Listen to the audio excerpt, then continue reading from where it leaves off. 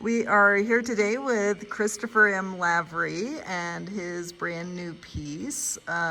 He started this when he was a toolmaker in residence back in the winter. And I'm gonna, as he's dropping it off to the museum today before we even install the show, have Chris tell us a little bit more about it. Sure. So it's one of a few synthesizers I have designed over a couple of years. And the original design of this was probably done in 2013 by myself, but realized just sort of recently, within the last year and a half, have made some pretty big headways on that. But it's got inside of it is, here's the box, but inside is a voice, and it's a really simple voice using 555 timer chips, and there's three of them in sort of a series, and they kind of interact with each other. And so that's one singular voice you can kind of hear, which I'm feeding into a timer or a sequence. And so these two blue knobs, the smaller ones, this one here does more of a metronome or a speed. And this one does swing.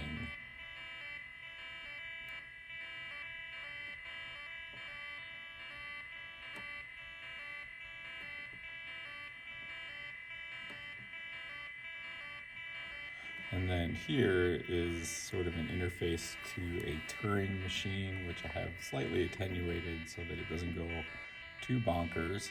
And you can hear it changing the pattern. Put it down here so you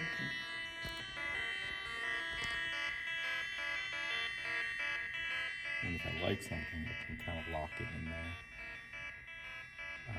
I did not design the Turing machine. That was made by Music Thing Modular, which is an amazing tool. And then down here is really where the exploration begins. I have them labeled as Dimension 1, Dimension 2, and Third Dimension. And what it is a series of chips that are called a PT2399. And they're designed to be delay chips for karaoke machines. And they've been used in synthesizers for a very long time, and capitalized on by the guitar pedal world. And so for me, I really wanted to branch out and see how they would create lots of different kinds of noises. So as you attenuate these, you can kind of hear some dramatic changes. If you're in headphone, you can hear slight changes that mean a lot into your ears. And you can mix it fully or back it off, and using feedback mostly to create the delay.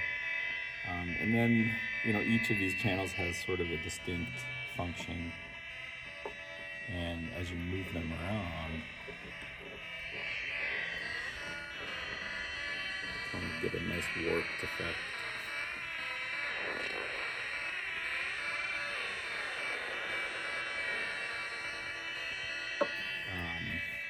And so moving on to this, we have a feedback gremlin here. That's what I like to call this guy, because it will its job is just to cycle that signal through and through and through. And then you can really push its envelopes a little bit and get it going. And then if that's not enough, you can really kick it in there with the death button, which is actually a lot of fun to play with, and you can attenuate the feedback down, and really play with some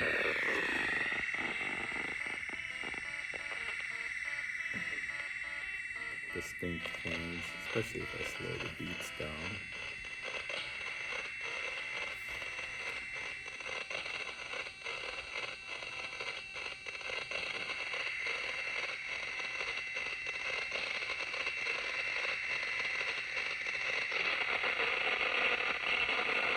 So now we've lost most of the rhythm or the nice singing, as I like to call it, and we're just in noise zone. And you can turn all of that off and get back to normal things, or you can just leave it on and then kind of get back into there. And then you have a joystick as well. Yeah, and then this is I like to think of this as like the interactive fun. So let me back off a little bit on there. Get us back to something tolerable. There we go. So this is one of the first circuits I learned how to build way back in 2003 or 4 or 5, something like that. And it's out of, I believe, Handmade Electronic Music Handbook. Oh, yeah. The Nicholas Collins book. And that's a really amazing book, especially if you're a beginner or just somebody who wants to like explore sound. That book really changed the world for me, and so I like to use that circuit a lot. And so it's a Hex Schmidt inverter trigger oscillator, and what it does is it kind of creates its own short circuiting and feedback. And in here I've got it specially designed to work with a joystick, and standard joysticks don't come with well, they come with potentiometers, but I have to change them out so that I can group a whole range of things. Otherwise the range of the potentiometers, which are like 20K, are not enough to attenuate the space in which I want to get it into. And so hacking is also part of that book, and learning how to hack things together is essential in this kind of work. And so you can kind of hear, I'll turn down the beats, and it sounds mostly like a distorted guitar feedback, but you can kind of play around with it. And it's got a pseudo stereo channel system in it, which is more or less just short circuiting a mono jack to feed through 2 channels of audio. And so it's running 4 different oscillators in here, in stereo, pseudo stereo. This is a nice way to put it. And you can even hear it without feedback or anything. Still just a fun toy to play with mostly. But the little thing that's in here that I think gives it a distinct flavor of sound is I have these pink LEDs that I like to use, and sometimes I just throw them in the line of the circuit to see what'll happen. And in this instance, it gave me this really nice distortion sound that comes through.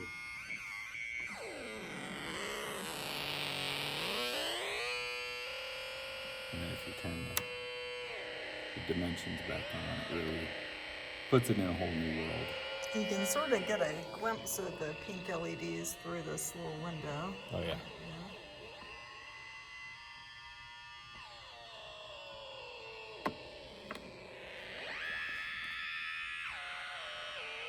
And it's, you can get very musical with it. You really work at it. And then I like to combine just using the volume.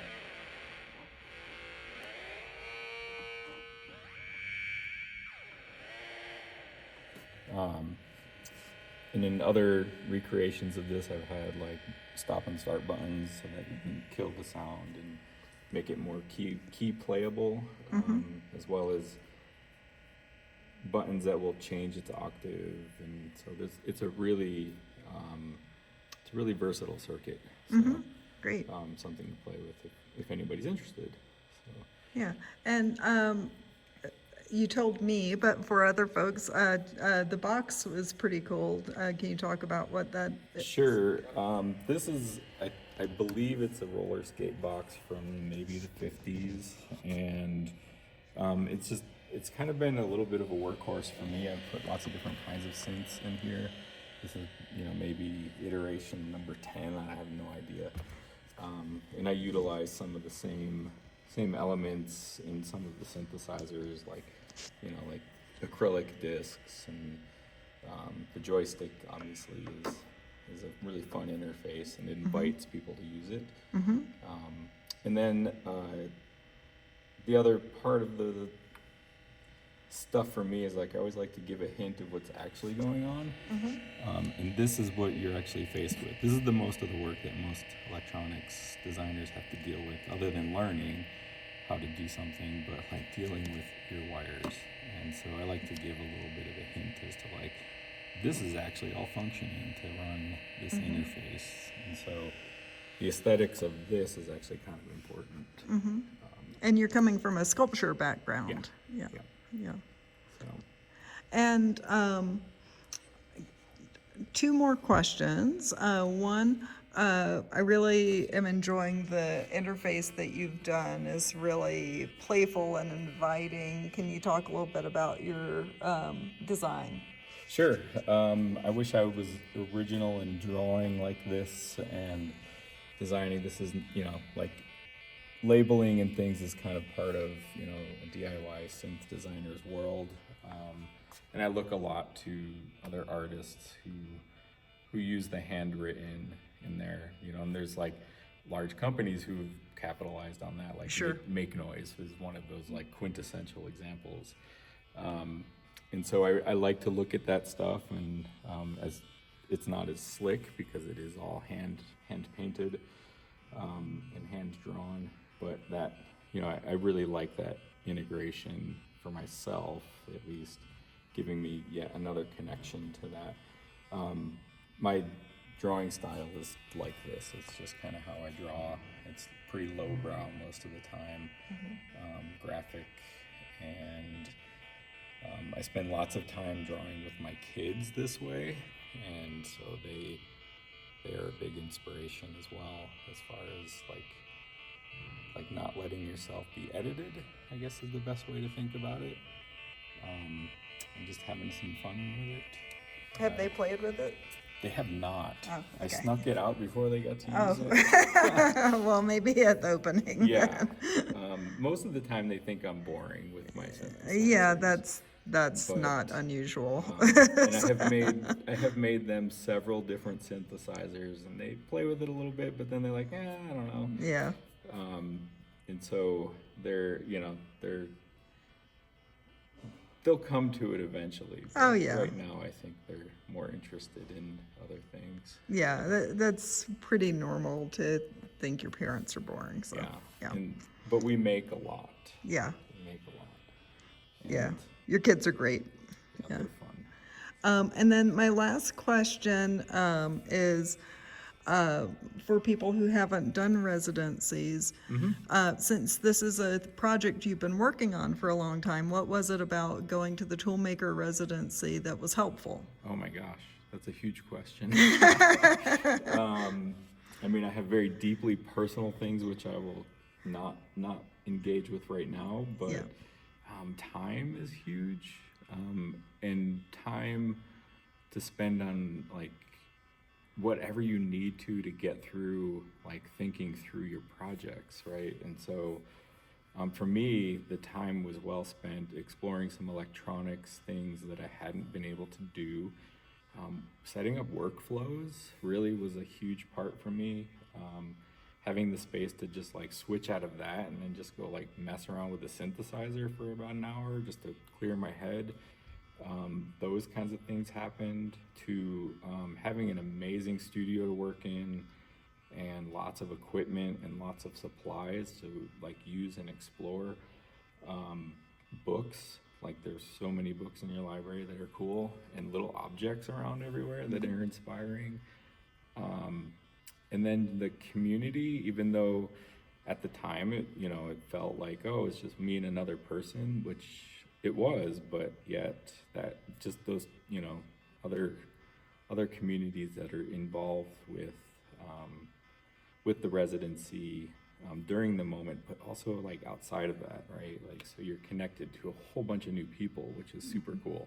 Yeah. I've really enjoyed that. It helped me a lot personally, just transition into basically new roles of art making and like living, I guess, is kind of a way to think about it. And just a little bit, I just moved back to Colorado maybe 6 months before I got into the residency. So, so it really helped ground me here a little bit more. So Great. yeah. Oh, we were really, really happy to have you. Yeah, So, it was my pleasure to be here, and then all the support you guys give, it's so amazing. no. It's unheard of. So, totally unheard of. Well, we believe in what we do. Yeah. Yeah. So, And generosity, super huge generosity. So, well, thank you. yeah. Well, and thank you for telling us about this. I'm Sure. super excited for people to see it. And opening soon.